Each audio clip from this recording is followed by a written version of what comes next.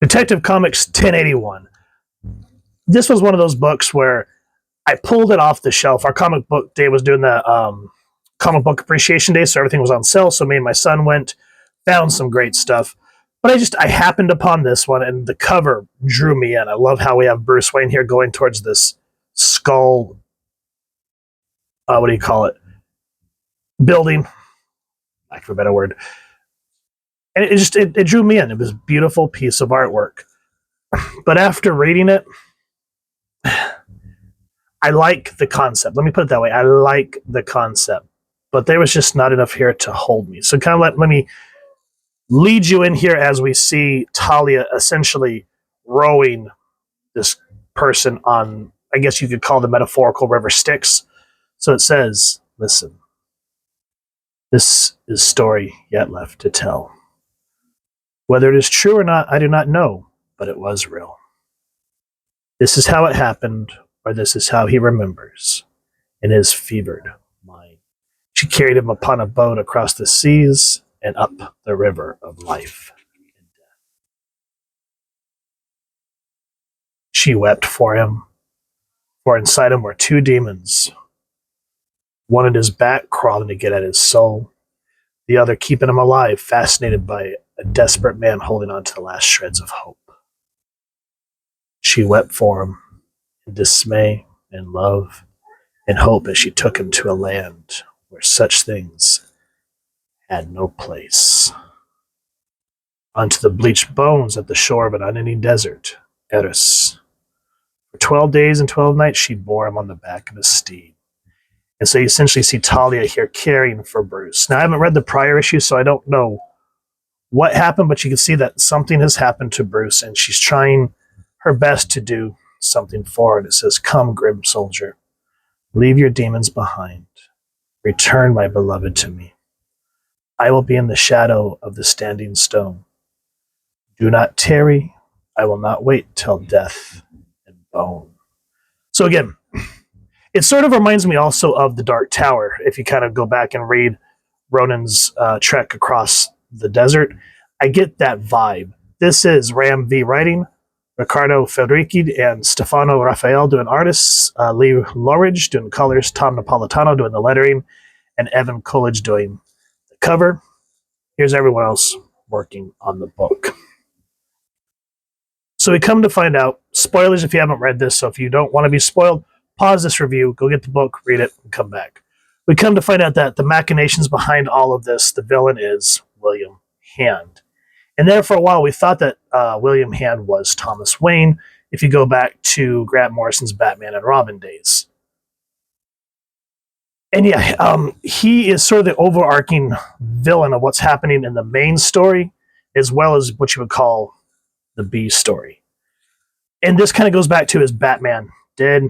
Is Batman alive? We don't know. And then I think I get what they're trying to do in terms of tonality. The colors themselves kind of give their own life to the story. So we kind of get this more surreal, really beautiful artwork. And then we jump back into what is Gotham.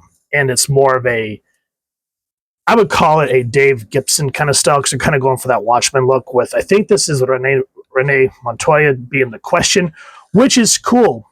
And of course, they kind of have that Grant Morrison or Frank Miller style paneling. And you see that she's trying to figure out how one particular person has passed. And it's a really sad story, don't get me wrong. And it, again, ties in to the main plot with William Hand being the overarching villain here.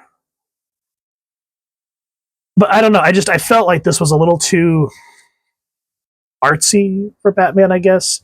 Because you see that he's kind of given into his own despair and is just ready to roll over and die in this place called Eris.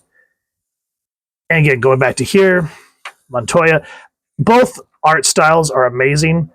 But for me, I think what really took it out is the tonal changes. Because you're getting this cool vibe from this, and then we're going back into Gotham, which I get what they're trying to do. They're trying to show more of a dreamscape, and then the gritty streets of Gotham.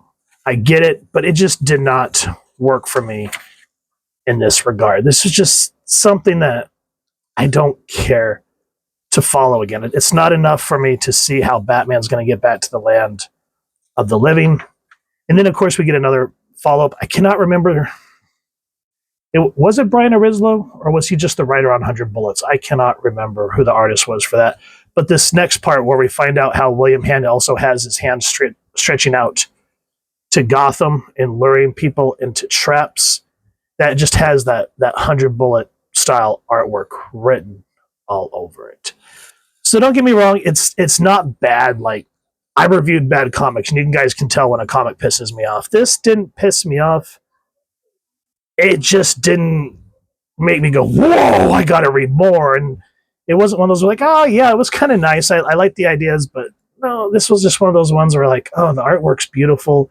I like the concept of what they're trying to do in this dreamscape or hellscape or purgatory, whatever you want to call it.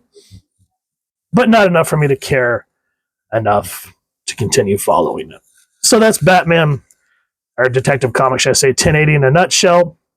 Let me know what y'all think, because maybe I missed something. If you guys can point out anything that I'm not really grasping, maybe I'll give it a second chance. Who knows? So if you've enjoyed what you've seen, please first and foremost support your local comic shop or wherever it is you like to get your action figures and comics, and grab this book. And if you've enjoyed this review, really would appreciate it. Take a moment to like, share, and subscribe. Helps the channel more than you could possibly know. And if you don't mind hitting that fancy little bat bell next, subscribe. That way, as we continue to upload content, you guys get notified. Come to the channel, and I love talking with y'all and hearing your thoughts and feedback down in the comments below, or the socials, which I'll make sure to leave the links down in the description. So with all that said, hope you all continue to have an absolutely amazing day reading, and happy hunting, everyone.